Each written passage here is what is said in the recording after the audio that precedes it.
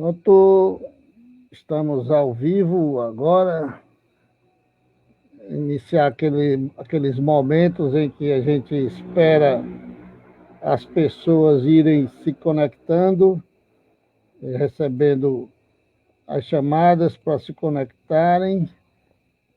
Nós estaremos hoje presenteando a todo mundo com o nosso querido amigo Guilherme. Guilherme tem um trabalho fantástico. Então,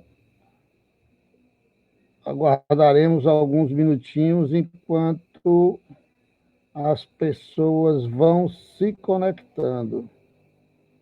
Vão se conectando para que possamos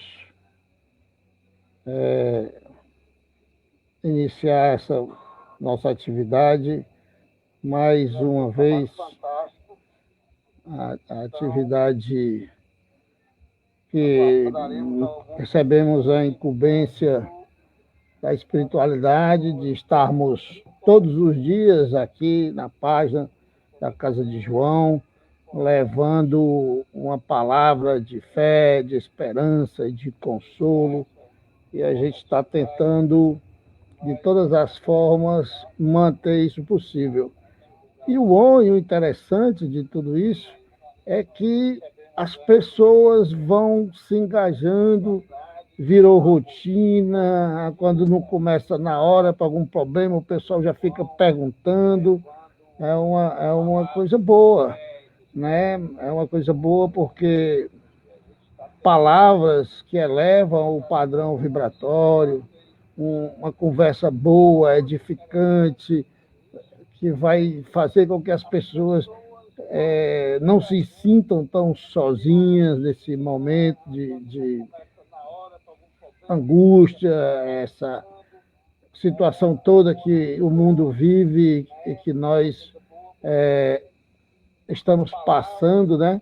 Então, levar a palavra de esperança para que a gente consiga vencer esse momento sem cair muito, né, no nosso padrão vibratório, mantendo a nossa mente sã, para que a gente possa, ao retornarmos, quando tudo isso passar, retornarmos melhores do que quando começou.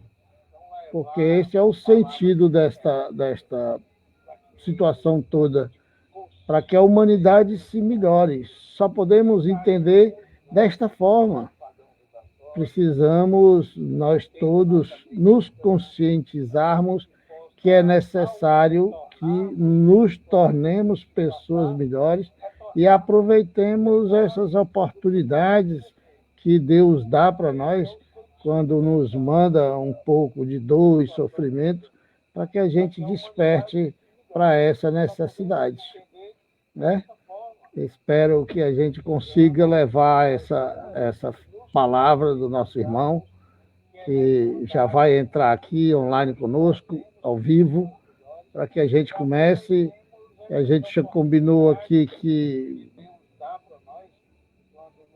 ele entra e começa porque é muito ocupado. Vamos chamá-lo. Vamos chamá-lo à atividade. Já vai entrar aqui online conosco, ao vivo, para que a gente comece. A gente já combinou aqui que ele entra e começa porque é muito ocupado. Boa noite, meu amigo, meu irmão, Guilherme. É um prazer e uma honra para nós aqui do Ceará recebê-lo mais uma vez, agora virtualmente, né? Pelas ondas da internet.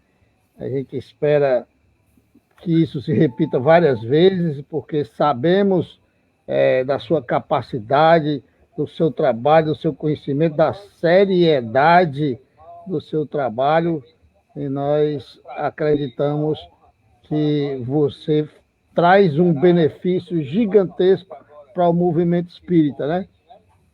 Nos conhecemos. Muito obrigado aí pelas palavras, mas eu não sou isso tudo, não. Eu sou apenas um colaborador.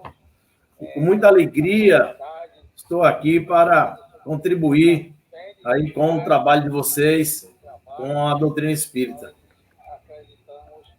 nos conhecemos há algum tempo atrás, numa situação não muito boa, né? Mas aqui lhe parabenizo pelo aviso, pela chamada, né? Que foi Deus que coloca as pessoas boas no nosso caminho, que impede que a gente cometa alguns equívocos. Nós Pois é, mas isso agradecemos. faz parte. Isso aí, justamente, vocês tiveram a sabedoria e o bom senso de trilharem o caminho da verdade.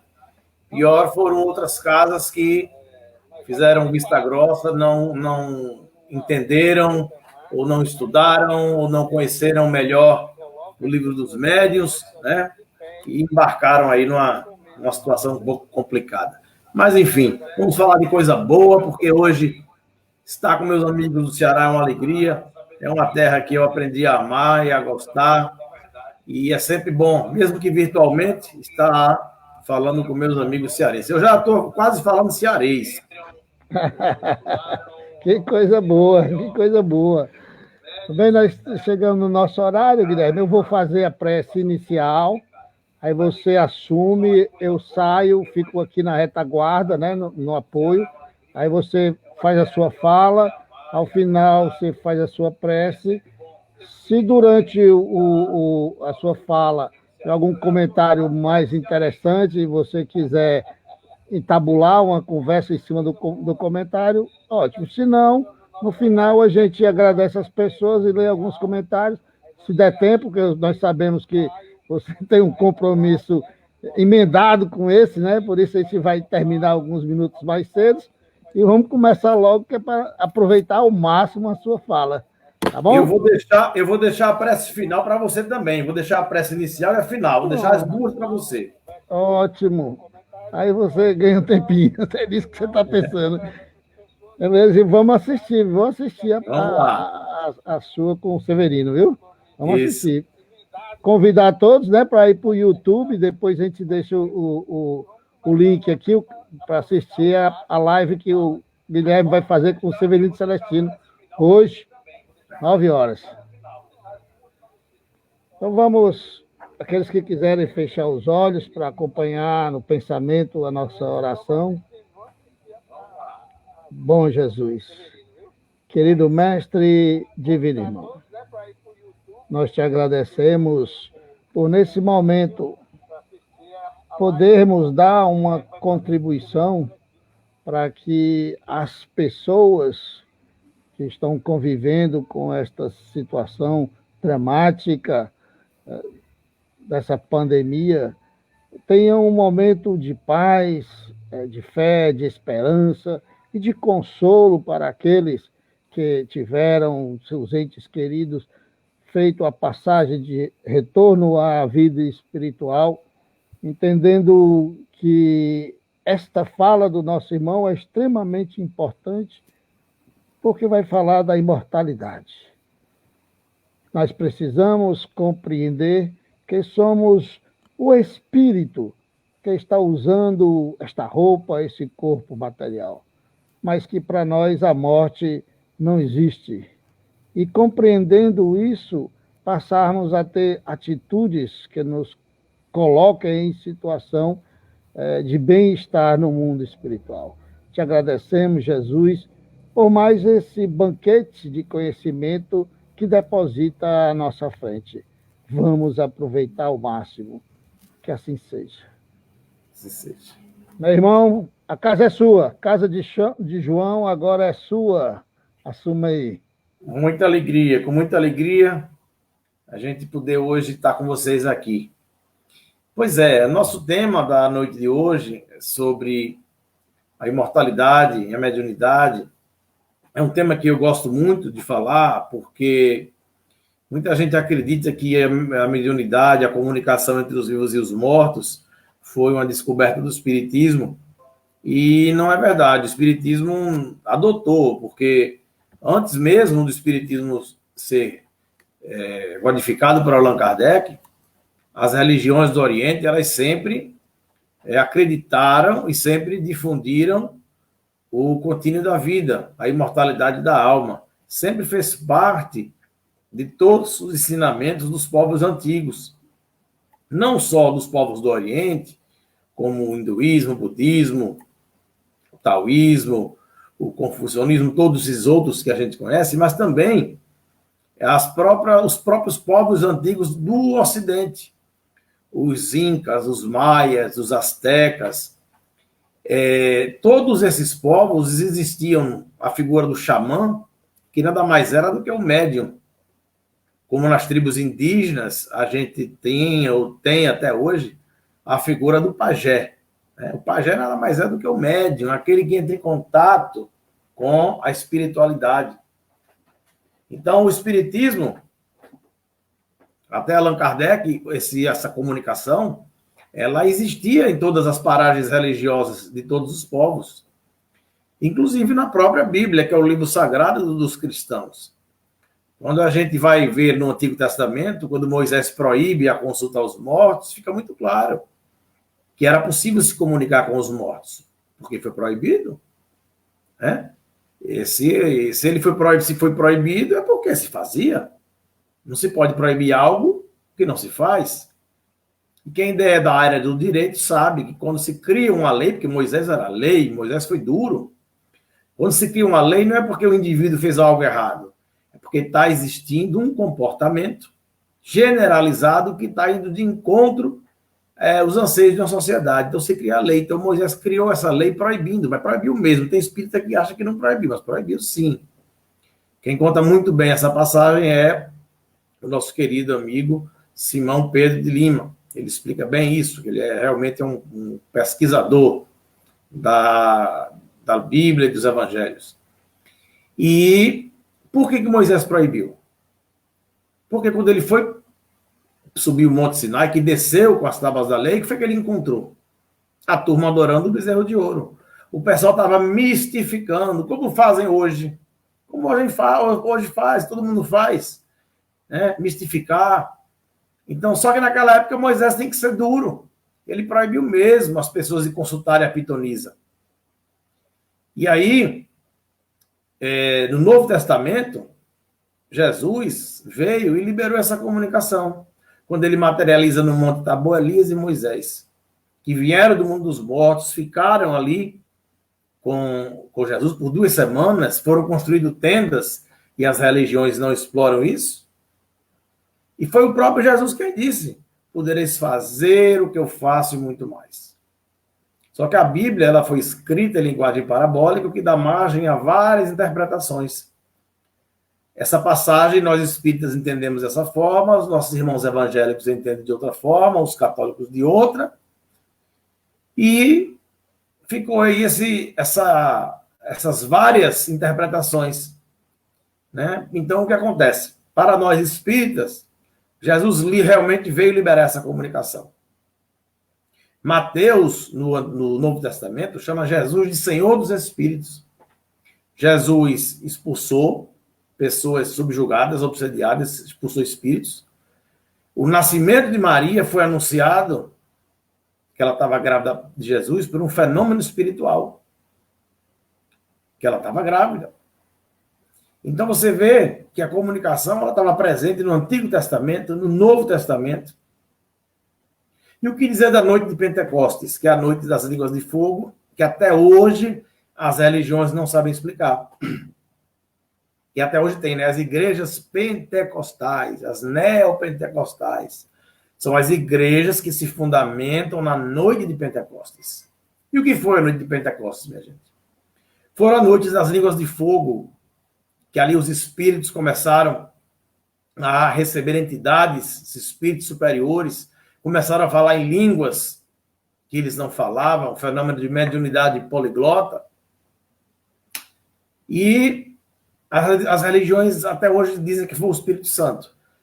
Faltou aí a visão espírita para o entendimento melhor dessa situação. Agora, vocês vejam a mediunidade, como ela foi importante para a construção do cristianismo. Porque até a morte de Jesus, todos os apóstolos eram meio que tímidos e acovardados. Você vê, Pedro negou Jesus 3 vezes. Não era ele que estava com Galileu? Não fui eu, não. Mas na hora que ele foi preso, Na hora que ele ia para a cruz, ele disse: não tenho a honra de morrer como mestre. Quero ele disse: não tenho a honra de morrer como mestre. Quero que me crucifiquem de cabeça para baixo, ou de ponta cabeça. Veja que valentia, que coragem desse homem. Por quê? Porque ele foi tocado pela mediunidade. Todos os apóstolos morreram de formas trágicas, decapitados. Eram comida de leão e eles iam cantando as glórias do Senhor, com toda a valentia e coragem. Porque eles foram tocados pela mediunidade. Tem até um teólogo alemão que escreveu um artigo dizendo que Jesus não podia ter existido. Que se Jesus fosse filho de Deus e viesse à Terra implantar seu reino, não iria escolher 12 apóstolos medíocres, camponeses, pescadores, analfabetos. Ele iria escolher gente que pudesse influenciar. Mas faltou o teólogo alemão a visão espírita. Porque Jesus, quando batia o olho, ele não olhava o intelecto. Jesus escolheu médiuns. Era a faculdade mediúnica que era necessária para que o Cristo pudesse implantar na terra o seu reino de amor. Para que os apóstolos, através da valentia, pudessem ali continuar o legado deixado pelo Cristo. E assim foi. E assim foi. Mas quem deu a dignidade à mediunidade foi Allan Kardec. Até Kardec, o médium não tinha escolha. Ou era bruxo, ou era louco. Ou bruxo, ou louco. Quantas pessoas morreram, foram internadas porque ouviam vozes? O maior fenômeno da história é Joana d'Arc. Camponesa, analfabeta, pagã, ouvia as vozes dos mortos e ela, com um exército pequeno, conseguiu ganhar várias batalhas e trazer de volta a coroa da França, que estava na Inglaterra. A Inglaterra estava sitiada, estava toda ela, o exército na França, e a França estava dominada pela Inglaterra fazia mais de 100 anos. E existia uma mística de que quando a espada de Santa Catarina de Siena fosse encontrada, que estava desaparecida há mais de 100 anos, quase 200, a França seria liberta do domínio inglês. As vozes disseram a ela onde estava a espada, ela foi lá e trouxe. Ela foi lá e trouxe. Então, foi o maior fenômeno, Joana d'Arc.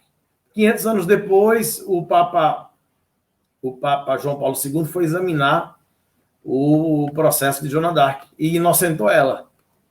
E ela foi queimada na fogueira. Tanto que ela não tem túmulo lá. Eu estive na França, tem uma placa, Joana d'Arc de tanto, que não sobrou nada. E dizem os biógrafos, quando se queimava alguém na fogueira, era motivo de algazarra. E nesse dia foi um silêncio. E ela foi morta na fogueira. Giordano Bruno, sacerdote católico, que também foi morto, ficou 3 noites no poste amarrado, e um dos motivos da morte de Giordano Bruno, ele acreditava na comunicação entre os vivos e os mortos. Morreu no mês de fevereiro do ano de 1600. Então veja que a história ela é repleta de comunicações entre os vivos e os mortos. E a Igreja Católica ela sempre escondeu isso da gente. Há 12 anos atrás, eu fiquei sabendo que a Igreja Católica ela tem um museu secreto, guardado a 7 chaves, próximo ao Vaticano, porque na época da codificação, na França, do Espiritismo, os espíritos não só se manifestaram dentro das casas espíritas, dentro do movimento espírita, não. Muitos padres e freiras mortas começaram a voltar, a pedir oração, a aparecer, a se comunicar. E isso incomodou muito a Igreja Católica, porque eram padres e freiras mortas que estavam se comunicando dentro do ambiente católico e pedindo orações, porque estavam sofrendo no purgatório. Aí o indivíduo passa a vida toda lá no celibato, aí quando ele morre e volta pedindo oração porque está sofrendo, então ele não podia estar no céu, tinha que estar no inferno. Então isso gerou um desconforto muito grande para a igreja, que resolve dar ênfase à ideia do purgatório, que já existia, nossos irmãos evangélicos não aceitam, mas ali o Papa resolve então construir uma igreja chamada Igreja do Sagrado Coração do Sufrágio, que fica próximo ao Vaticano, e dentro dessa igreja, próximo à sacristia, do lado esquerdo, existe um museu chamado Museu das Almas do Purgatório.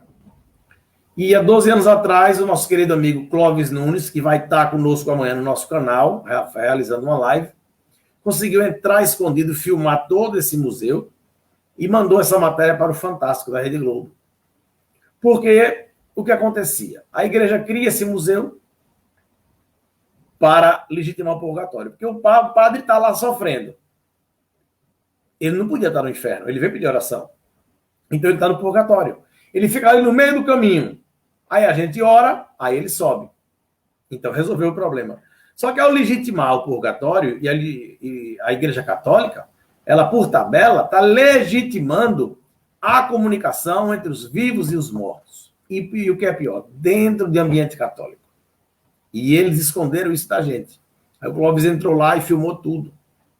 Por que eu estou contando isso? Porque há 3 anos atrás eu estive em Roma e lá eu tive a curiosidade de conhecer essa igreja. E nós conseguimos adentrar nessa igreja e filmar o Museu das Almas do Purgatório. Inclusive, também está no meu canal aí do YouTube, anote aí, Guilherme Velho ponto oficial, que vocês vão ver todo o museu lá. Inclusive, eu vou sortear, tá aqui, vou sortear 2 livros, um aqui pelo YouTube, e vou sortear outro livro lá pelo Instagram, quem me adicionar lá, velho.guilherme. Pode deixar lá o nome que a gente vai sortear no final. Então, a gente entrou no museu e viu lá. Houve um caso de uma freira morta que se comunicava com a freira viva achava que era um sonho. Então, a freira morta vem com a mão a fogo e põe aqui no hábito, as peças de avental, e deixando a marca dos 5 dedos a fogo, queimada. Eles foram lá, trouxeram essas peças, levaram para dentro do museu. Um padre morto se comunicava com o padre vivo achava que era um sonho. Ele, para ter certeza que não era um sonho, ele vem com a mão a fogo, põe na Bíblia do padre vivo, chegando a perfurar 9 páginas. E disse ao padre que o padre queria abandonar a igreja, que ele não abandonasse, continuasse na igreja. Eles levaram a Bíblia para o museu. Nesse museu tem 270 peças, comprovando essa comunicação. Hoje já é possível entrar, a igreja já abriu, mas na época, quando nós entramos, ainda não estava aberta a todas as pessoas. Então, o que dizer de tanta comunicação, né? Mas não só foi na Igreja Católica. As igrejas protestantes, nós temos comunicação também. A igreja protestante mais organizada e a mais rica é a Igreja dos Mórmons. A Igreja dos Mórmons, o fenômeno de Mórmon, se fundamenta na comunicação entre um vivo e um morto. Quando Joseph Smith, aos 5 anos de idade, tem uma visão no pé da cama de um espírito de luz, e que fala para ele que quando ele ficasse adulto iria voltar para que ele pudesse contar a história do povo dele. Quando ele ficou grande, adulto, o espírito veio e se identificou. Meu nome é Moronai, o Moroni. Nós vivemos na época de Moisés, formamos uma tribo de dissidentes, já estávamos cansados procurando Canaã, a terra prometida, e fomos andando até que chegamos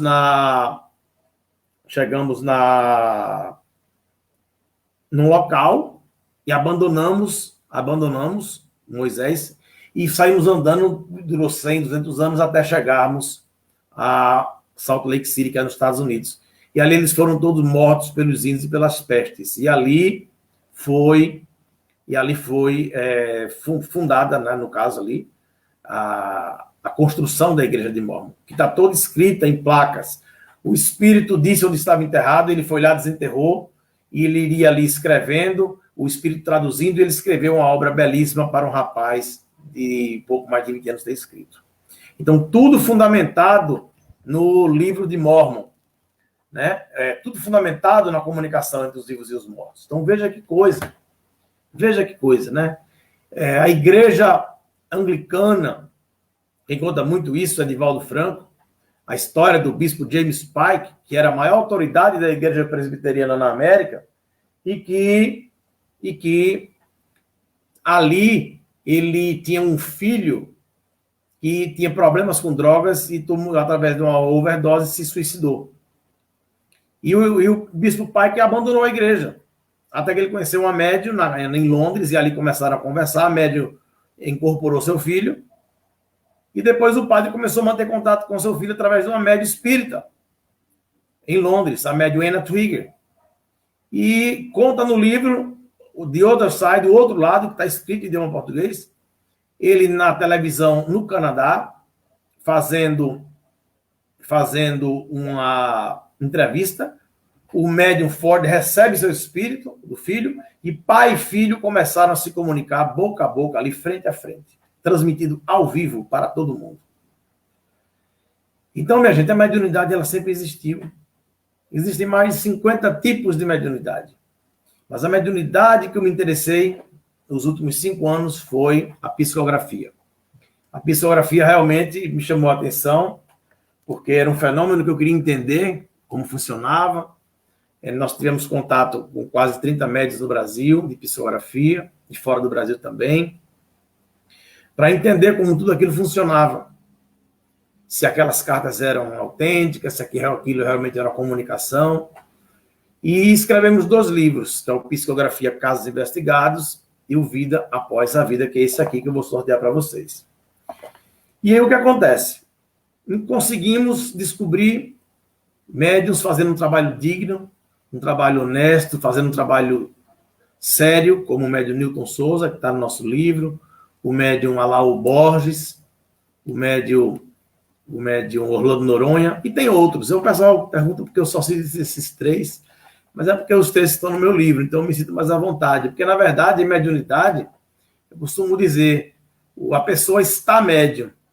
Eu conheço alguns que realmente eram médium e por vários desvios aí, começaram a trilhar um outro caminho, né? E infelizmente não tem mais a mediunidade, e outros têm, mas não conseguem exercer aquele trabalho com o Evangelho de Jesus.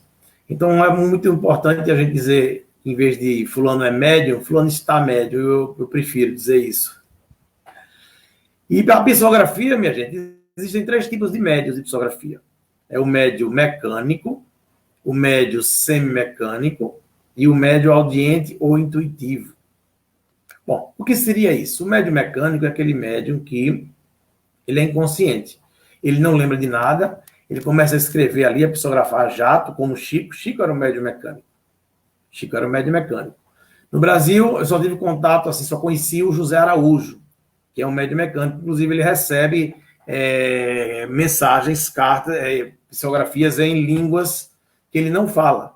Ele recebe em línguas que ele não fala. É a chamada mediunidade poliglota. O José Araújo ele é capaz de fazer isso. Eu nunca o pesquisei, mas o Clóvis Nunes o pesquisou e o Clóvis atesta o fenômeno como um fenômeno autêntico. Temos os médios semimecânicos, que são os médios conscientes, que é o caso do Newton Souza, do Orlando Noronha, do Alaú Borges, que são médios conscientes. Muitas vezes eu estou fazendo uma palestra, o Newton está ali psicografando, e no final o Newton comenta comigo, conversa sobre o que eu falei. Então ele tem consciência do que está acontecendo no ambiente. Então são os médios semimecânicos. E tem o terceiro grupo, que são os médios audientes ou intuitivos. A maioria daqueles livros que vocês veem na Casa Espírita são de psicografias de médiuns audientes ou intuitivos, aqueles livros de romance, né? A grande maioria são de mediunidade intuitiva, ou audiente, que o médium ouve, ou tem a intuição, vai e escreve. Só que tem um detalhe. O médium mecânico e o semimecânico, muitas das vezes, ele é polígrafo. O que seria isso? Ele consegue mudar a caligrafia e muitas vezes escrever parecido com o espírito quando em vida. Inclusive, o Newton, no livro dele, até a assinatura, uma das assinaturas de um dos espíritos foi levada para uma perito da polícia que era certo, que atestou como sendo a assinatura genética do espírito quando em vida. Então, vocês veem a situação como é. Então, minha gente, o terceiro grupo de médios são os médiums audientes ou intuitivos. Esses grupos de médios audientes ou intuitivos, eles são 100% dos casos, são médiums monógrafos, porque ali é a assinatura, a letra do médium, não é a letra do espírito. é a letra do médium que está ali nas psicografias. Não é a letra do espírito, é a letra do médium. Ele não consegue mudar. Mantém a letra sempre, a letra única. Tá? Então, essa é a diferença do médium audiente para o médium mecânico e semimecânico. Então, minha gente, é importante a gente mostrar para vocês a diferença para que vocês entendam. Chico foi o nosso maior exemplo de mediunidade. Chico, ele psicografou mais de 450 livros, segundo alguns outros pesquisadores, dizem que chegou perto de 500. Chico psicografou contos, ensaios, crônicas, poesias, de quase todos os estilos. E Chico era um caixa que despachava atrás de um balcão no interior de Pedro Leopoldo, em Minas Gerais. Só tinha o 4º ano primário. Só tinha o 4º ano primário. Então, minha gente, Chico, ele foi muito grande no seu tempo. As obras de Chico, quando você lê Paulo Estevão, é obra do cristianismo vivo. Nenhum autor brasileiro escreveu um livro daquele tão bom. E ele descreve Roma como nenhum autor descreveu, descreve as batalhas, as brigas. E Chico, para a gente, como médium, ele foi um exemplo, porque todo o dinheiro que ele ganhou, ele doava, ele não ficou com nada, tudo que ele conseguiu ao longo da vida, e foi muito dinheiro, ele doou tudo e não ficou com um centavo. Ele costumava dizer que de manhã trabalhava para ganhar o pão do corpo e à noite trabalhava para ganhar o pão da alma. Chico fazia isso, ele dizia isso, que trabalhava de manhã, de tarde e de noite. E é por isso que os médiuns sérios não vivem da mediunidade. Os médiuns sérios não vivem da mediunidade, eles fazem a doação, eles têm um trabalho social, como o Newton Souza tem.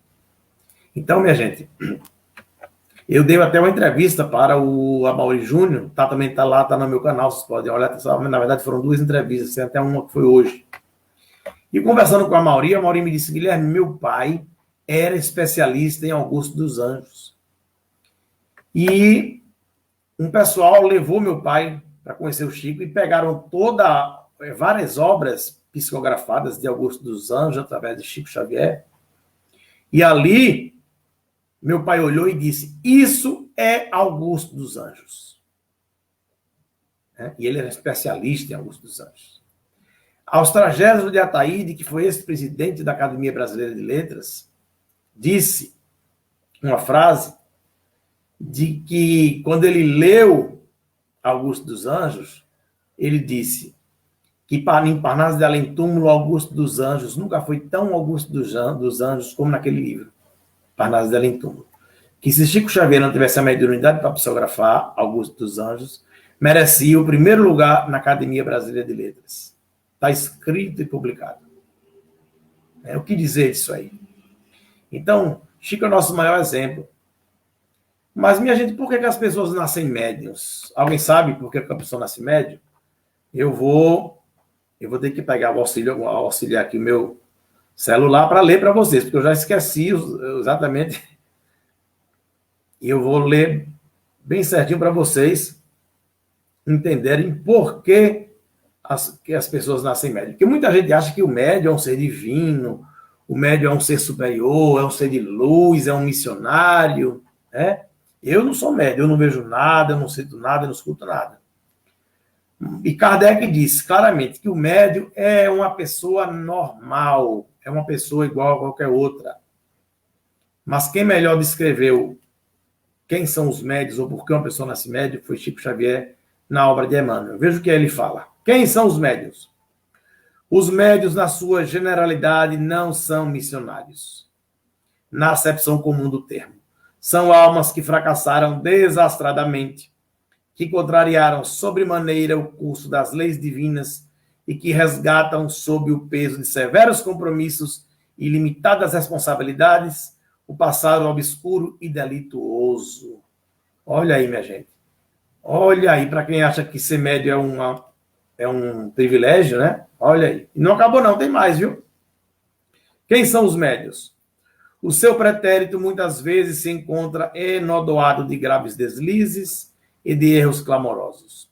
Quase sempre são espíritos que tombaram dos cumes sociais sob o abuso de poder e regressam ao orbe terráqueo para se sacrificarem em favor de almas, e essas pessoas nascem com essa mediunidade justamente para poderem se sacrificarem, porque a lei de Deus é uma lei de misericórdia divina, uma lei de amor, não é uma lei de punição, é uma lei de correção. Então, o indivíduo nasce com a mediunidade, nasce com o perispírito expandido para poder ajudar as pessoas, assim como o Newton faz.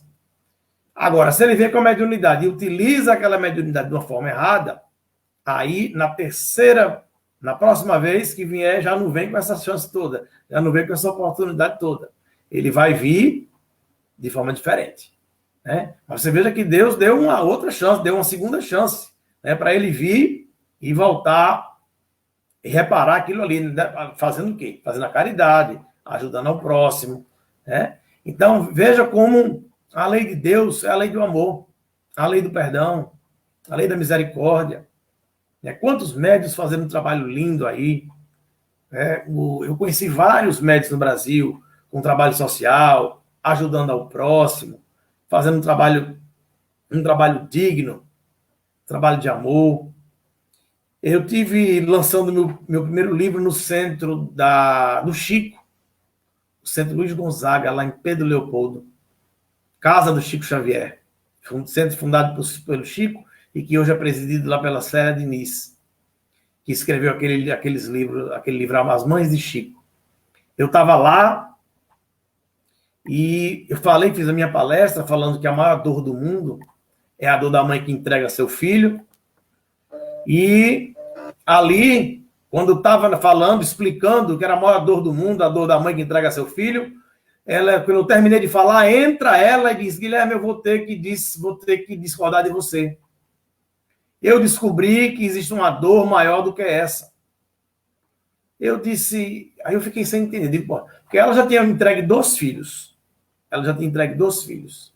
E existe uma dor maior do que a dor da mãe que entrega o filho. Que dor seria essa, meu Deus do céu? Que dor seria essa?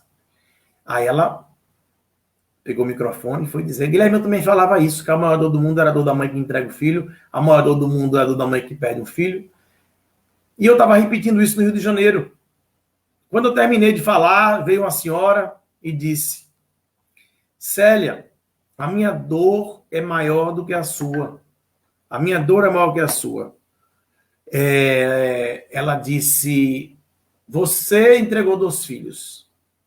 Inclusive, ela já recebeu até cartas. Aqueles filmes As Mães de Chico, aquele filme foi todo fundamentado, tem uma parte lá da história da Célia, aquela que vai a babá com um garotinho na bicicleta, aquela história da Célia. Ela recebeu carta do Chico. E aí, o que acontece? Ela disse: Célia, minha filha saiu de casa e nunca mais voltou. Saiu de casa e nunca mais voltou. Minha filha, ela usava drogas, era usuária de drogas, e eu não sou dona da minha filha. Eu já procurei minha filha em todos os lugares. Eu venho há 2 anos procurando minha filha em ML, delegacias. Eu não sei se minha filha está viva, eu não sei se minha filha está morta. Eu não sei o que aconteceu com minha filha. Eu realmente não sei. A campainha toca, eu vou atender na esperança de encontrar, de ser minha filha, ser uma informação, e não é. Eu vou dormir, me acordo toda suada, na esperança de encontrar minha filha, e não é. O telefone toca, eu corro para atender, na esperança de encontrar minha filha, de ser um telefonema, uma chamada, e também não é. Eu não sei onde está minha filha. Você, Célia, sabe onde estão seus filhos. Eu não sei onde está minha filha. Ela disse que depois desse dia nunca mais repetiu que a maior dor do mundo era a dor da mãe que entrega um filho. E sim a dor do desaparecimento. E eu fiquei com aquilo na minha cabeça. Até que eu fui no Lar de Clara, lá no Newton Souza, e conheci a história da Dona Maria. A Dona Maria é a mãe do Galdino, que talvez algum de vocês já conheça a história dele. Era um rapaz que tinha transtornos mentais, ele saiu de casa e nunca mais voltou. E essa senhora, com 75 anos, fez vários cartazes com a foto do filho, e saía pregando nos ônibus, andando, levando em todos os lugares, e hospitais, delegacias, para ver se encontrava o filho, e nada de encontrar o filho. 2 anos, ela saía de casa de manhã, voltava de noite, e nada de encontrar o filho. Procurando o filho em delegacias, em gaveta de ML, em hospitais, nada. Nada. Até que uma amiga levou ela lá no Lar de Clara. E lá ela recebia uma carta do sogro dela, do avô do Galdino, dizendo que a dona Maria parasse procurar o pai, parasse procurar o filho nos hospitais, no IML, e se dirigisse à Lagoa do Juvenal, que lá foram encontradas umas ossadas, que ela procurasse ver aquelas ossadas. Aí ela vai. Quando chega próximo, ela resolve ir à delegacia. E quando vai na delegacia, fala para o delegado das ossadas, o delegado diz que não lembra de nada, aí o escrivão, o agente, disse, não, delegado, foi sim, foi eu que encontrei.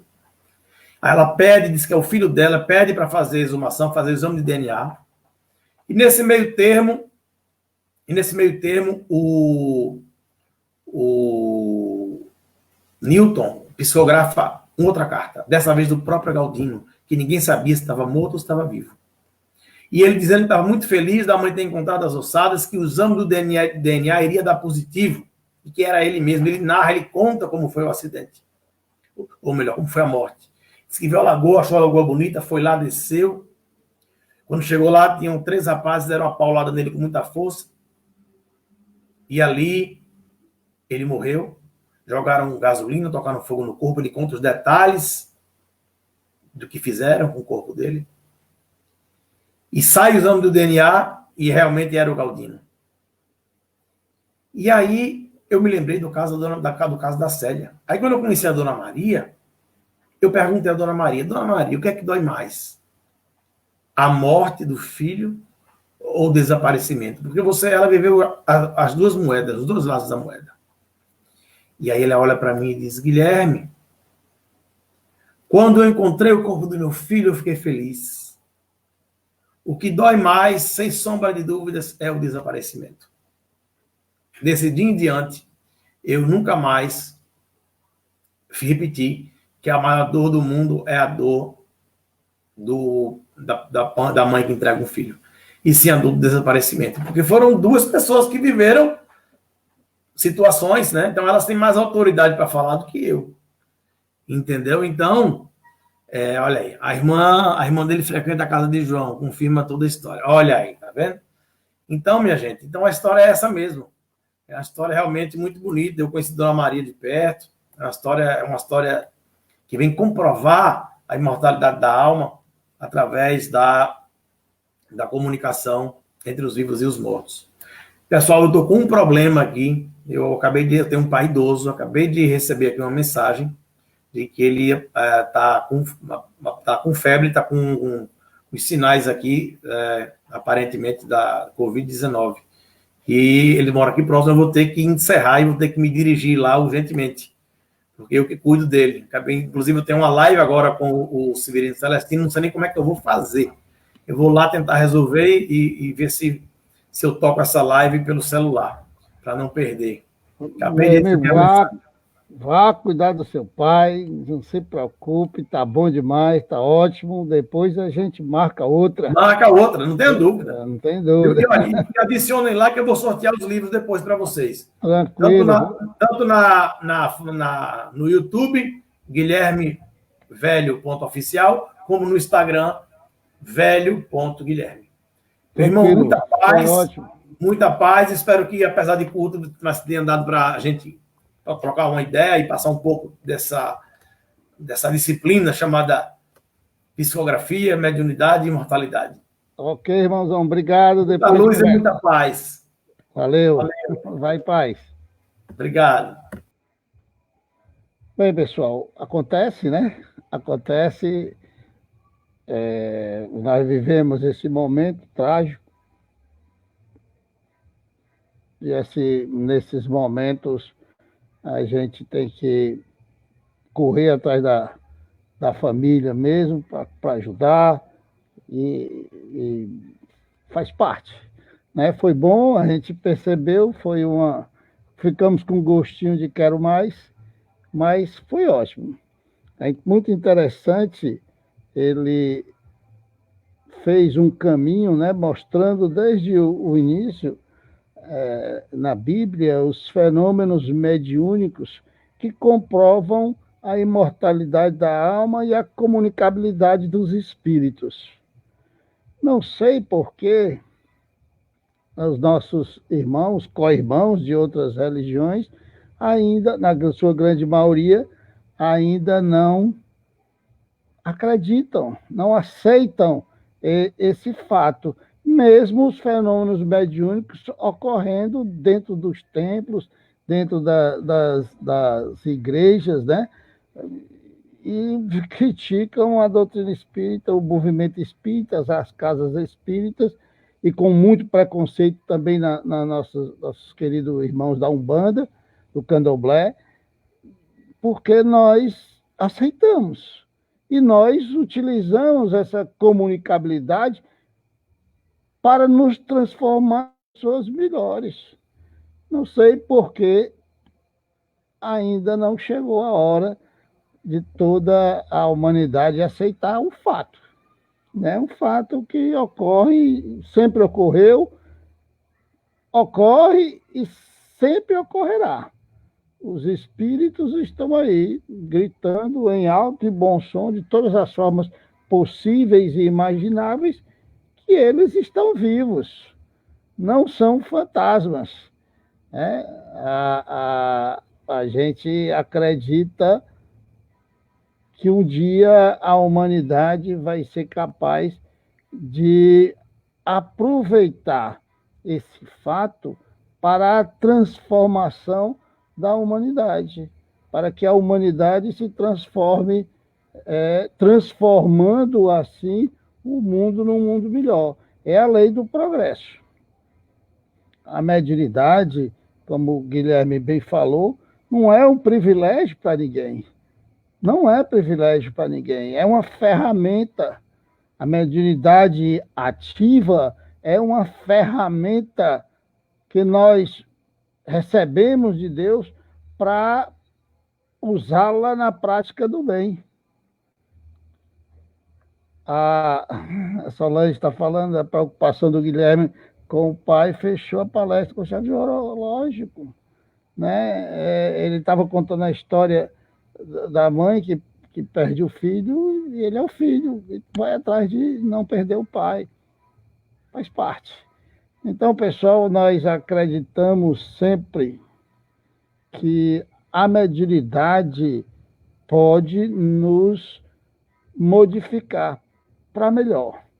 Porque quando nós participamos dos fenômenos mediúnicos, nós vivenciamos em loco a consequência das atitudes dos espíritos, porque percebemos a situação que eles se encontram. Né? Muitos, com muito sofrimento, chegam buscando ajuda. E muitos, com sofrimento maior ainda, chegam com muito ódio, com muita raiva, com muito rancor. E os que sofrem mais é aqueles que nem sentem dor e nem têm sentimento. É a frieza, conhecimento elevado, mas não tem sentimento. A frieza faz com que eles se achem acima do bem e do mal. São sofredores, irmãos nossos, que merecem o amparo e o socorro daqueles que, não, quando estávamos no mundo espiritual, programando a nossa reencarnação, a gente pediu, rapaz, eu estou devendo aí tanto assim, eu vou pagar. Me bote aí com a mediunidade maior do que a do Chico Xavier, que eu vou ajudar um monte de gente que eu prejudiquei no passado e outros que eu poderia prejudicar agora. Aí quando chega aqui que a mediunidade aflora, o medo faz com que a gente desista dessa missão. O seu Léo dizia para nós que a mediunidade tem que ser tratada santamente. Santamente. Aqueles que afloram a mediunidade tem que dar a ela um caráter religioso de santidade. A seriedade que o fenômeno mediúnico precisa ser exercido deve ser tratada com a maior pureza de quem participa dos fenômenos. Então, há necessidade de compreender o fenômeno mediúnico para que você seja uma ferramenta melhor, um instrumento melhor, para que aquela ferramenta possa ajudar muito mais pessoas. Porque se você tiver uma ferramenta que não tenha muita utilidade, ela vai dar só um pouquinho do recado da sua missão. Mas quando você tem uma ferramenta que é capaz de exercer com maestria a sua utilidade, ela ajuda muito, muito. E cá para nós aqui, que ninguém mais escute nós, que participamos de reuniões mediúnicas, que trabalhamos com a mediunidade. Não existe sensação melhor do que de tirar alguém, resgatar um espírito, seja ele quem for, do que para ele é o inferno. Você tirar alguém de uma situação de grande sofrimento e dar a ela a oportunidade de alívio, de bálsamo, de seguir adiante, ser levada para um local onde vai receber todo o tratamento adequado. Isso é fantástico, não existe sensação melhor. E quando esse espírito é alguém que amamos, e quando é alguém que cala fundo em nossa alma, quando é um pai, uma mãe, um tio, um irmão, um conhecido, alguém que amamos. Pois é. Falo por experiência própria que esta sensação de poder resgatar alguém que amamos de uma situação de muito sofrimento é algo indescritível. Falo isso e repito várias vezes porque aconteceu comigo. Numa das sessões mediúnicas, lá no Grupo Espírita Portal da Luz, com o seu Léo, em um dos momentos que em desdobramento nos percebemos numa situação, num local de muitos gritos, de muita dor, de muito sofrimento, uma lama fétida, e no meio daqueles gritos todos, um choro específico me chamava a atenção. Eu sabia que eu estava ali para ajudar aquele espírito. Era aquele que era para ajudar. E eu fui meio que me arrastando naquele chão pegajoso, aquela gosma no chão, até um espírito que ele rolava de um lado para o outro, se cobrindo daquela matéria que ninguém sabe, eu não sei dizer o que era. E a única coisa que eu pude fazer foi me abraçar com aquele espírito. E eu me abracei, me abaixei e agarrei aquele espírito e fiz uma prece, pedindo a Deus que me permitisse ajudar aquele irmão, seja ele quem fosse. E imediatamente me vi de volta com aquele irmão nos braços, na sala onde o seu Léo estava, a gente estava vendo tudo, relatando para ele e ele estava direcionando as ações. Colocamos esse espírito numa espécie de maca que tinha lá. Os espíritos chegaram e começaram a dar passes magnéticos de energia, não sei bem, e esses passes iam desmaterializando aquela lama, aquela gosma sobre o corpo daquele irmão. E após uns bons minutos, ele levantou a cabeça e olhou para mim assim meio que assustado, com os olhos arregalados, e foi aí que eu reconheci que era o meu pai. Era o meu pai que estava naquela situação. A pancada foi grande. A pancada foi gigante. Mas foi essa pancada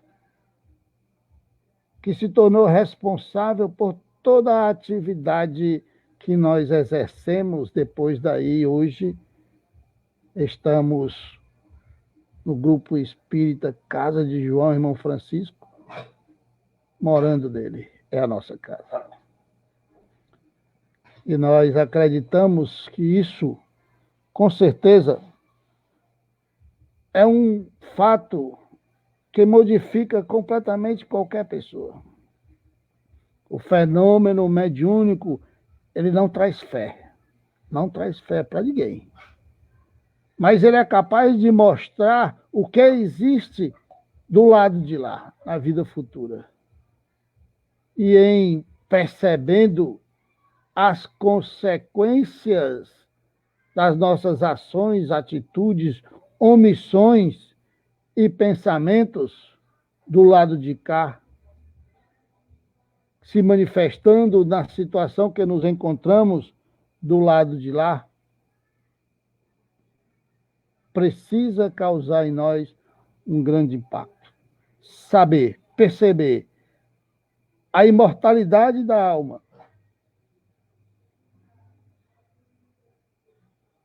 ter conhecimento das consequências morais de tudo que realizamos no plano material, deveria provocar em nós uma transformação geral. Deveria provocar em nós uma reflexão, uma grande reflexão, para que nós, no retorno à pátria espiritual, que pode ser a qualquer momento, hoje, o irmão de uma querida amiga, que nós fomos visitar lá em Itapipoca, fazer um evangelho e dar uma ajuda, desencarnou. Estava bom em casa, sentiu um mal-estar, foi para o hospital, socorreu, desencarnou. Como foi com ele, pode ser com qualquer um de nós. Pode ser com qualquer um de nós, em qualquer momento. E como será que vamos nos encontrar quando a imortalidade se jogar à nossa cara, nos trazendo a condição de espíritos imortais? Como será? Como será? Pensem muito bem nisso. Pensem muito bem nisso, porque essa condição vai ser a consequência da nossa condução nesse momento. É importante que percebamos a gravidade desta situação. Deixo vocês com esta reflexão, agradecendo ao nosso querido Guilherme pela sua iniciativa, agradecendo a ele pela demonstração do amor que tem pelo seu pai, porque família é o principal. O lar é o nosso campo de batalha mais redentor. E se quisermos evoluir um pouco para que no retorno à pátria espiritual a gente se encontre numa situação de evolução, vamos ter que fazer a nossa reforma íntima. Então, meus irmãos, boa noite a todos, que Deus os abençoe. A gente agradece a todos, pede perdão, mas faz parte. E nesta oração em que encerramos a nossa atividade, nós dedicamos-a ao Pai, ao Guilherme, ao irmão da Joseíla, a todos aqueles que se encontram nos hospitais, a todos aqueles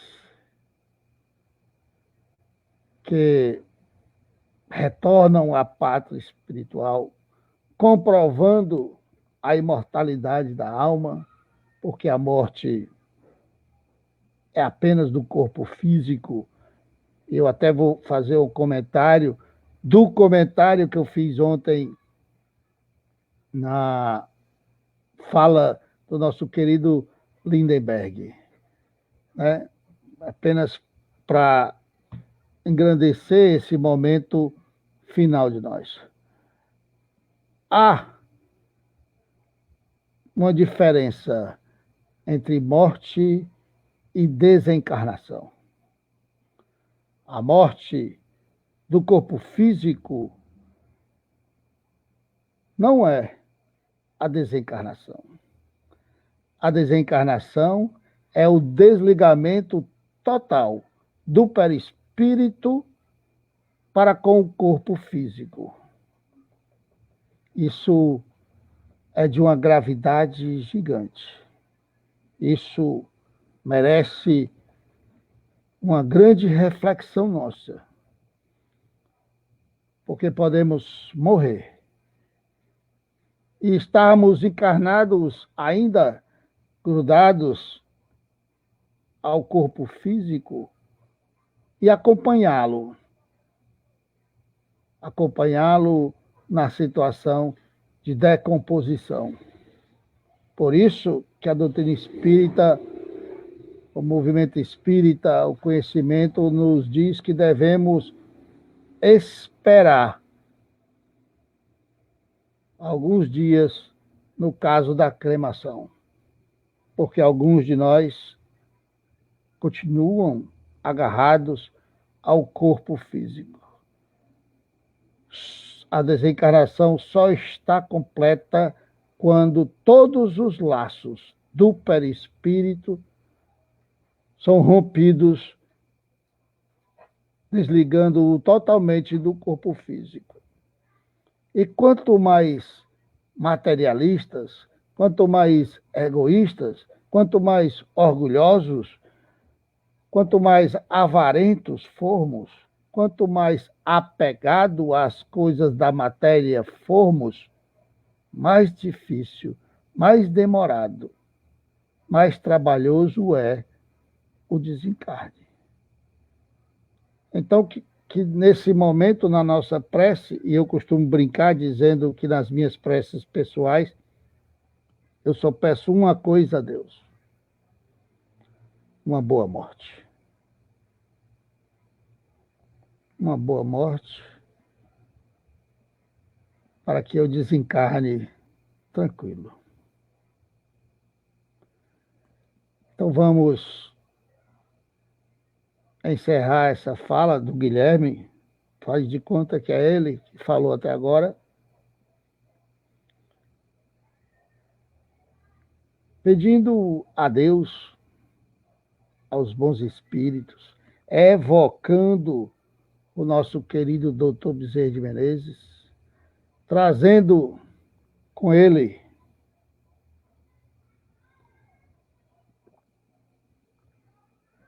a sua equipe maravilhosa, para que possa ajudar o pai do nosso irmão, trabalhador espírita, com muito merecimento. Guilherme tem um trabalho fantástico, científico, pesquisador, palestrante a nível internacional, escritor, e faz um grande trabalho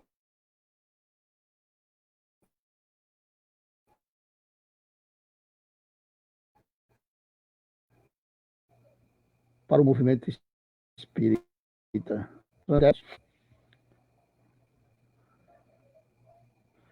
Então vamos, aqueles que quiserem fechar os olhos, apenas para buscar concentração. A nossa irmã Solange aqui, primeiro, ninguém nunca está só, Solange. Nunca.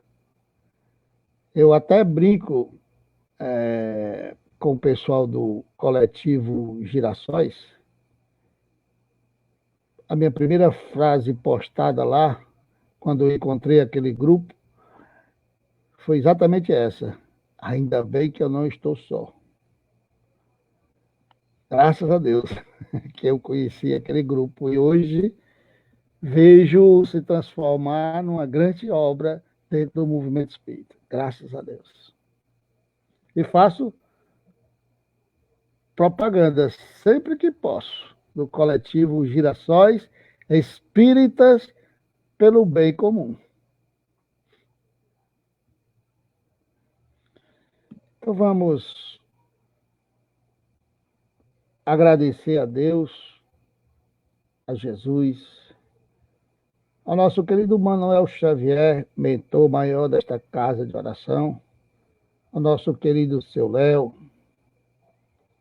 ao nosso benfeitor, Dr. Bezerra de Menezes, que atende aos nossos pedidos, que eles possam dirigir até o Pai do nosso querido irmão, curadores, magnetizadores franciscanos, que possam trabalhar fortemente no sistema imunológico do corpo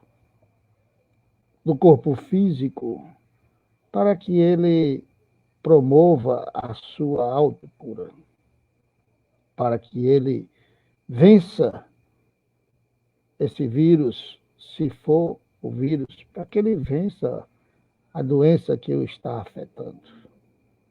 Rogamos também, Jesus, para que o irmão da nossa querida amiga Joseila receba o amparo imediato, que seja levado para um local onde todo o tratamento que for possível ser dado de acordo com os imperativos da justiça divina, que ele receba os bálsamos das nossas preces, fortalecendo para que esse momento de perturbação passe o mais rápido possível. Rogamos a Ti, Jesus, que nos dê forças para vencer esse momento terrível, esta prova, esta expiação que a humanidade está passando, e que possamos, ao retornarmos à normalidade, retornarmos pessoas melhores, porque se assim for, teremos aprendido com a dor, com o sofrimento, com a dificuldade. E não precisaremos vivenciar aquela situação quando tu mesmo disse, Jesus, vai e não tornes a pecar para que não te aconteça coisa pior. Abençoa, Senhor Jesus, todos aqueles que hoje, apesar de todas essas grandes dificuldades, correm o risco porque não têm o lar, a cama, não têm o sossego de uma família e se encontram às ruas, vivendo uma grande batalha nesse momento, agravada ainda por esse vírus que assola a humanidade. Que nós possamos, lá na frente, olhar para o passado e agradecer agradecer por tudo que vivenciamos, porque foi isso que nos tornou pessoas melhores. Que Deus abençoe a todos, que assim seja. Boa noite a todos. Fiquem em paz. Amanhã tem mais. Amanhã nosso querido amigo Tarcísio Matos vai dar sua contribuição. Muito obrigado. Deus abençoe a todos. Boa noite.